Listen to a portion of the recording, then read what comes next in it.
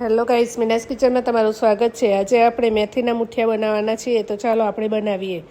મેથીના મુઠિયા બનાવવા માટે 250 ગ્રામ ઝીણી મેથી લીધી છે। પછી તેને આ રીતે કટ કરી લેવી।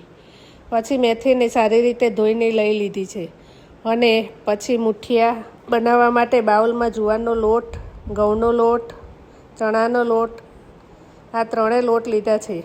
તેમાં હળદર, ધાણા જીરું, મરચાંની પેસ્ટ, લસણની પેસ્ટ, અજમો, ખાંડ અને સ્વાદ અનુસાર મીઠું એડ કરીને તેમાં કટ કરેલી મેથી એડ કરવી અને પછી તેલ એડ કરવું અને સારી રીતે મિક્સ કરી થોડું પાણી એડ કરીને લોટ બાંધી લેવો।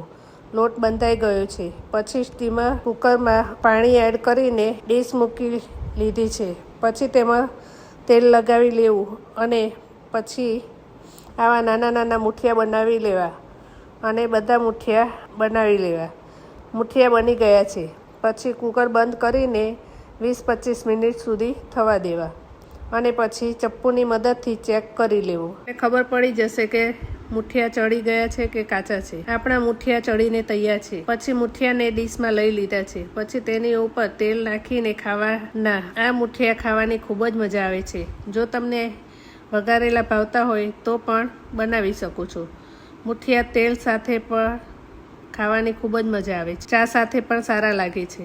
જો તમને આ વિડીયો ગમ્યો હોય તો વિડીયોને લાઇક કરો, શેર કરો અને ચેનલને સબસ્ક્રાઈબ કરો। મળીશું એક નવી રેસીપી સાથે। ત્યાં સુધી બાય બાય, થેન્ક યુ।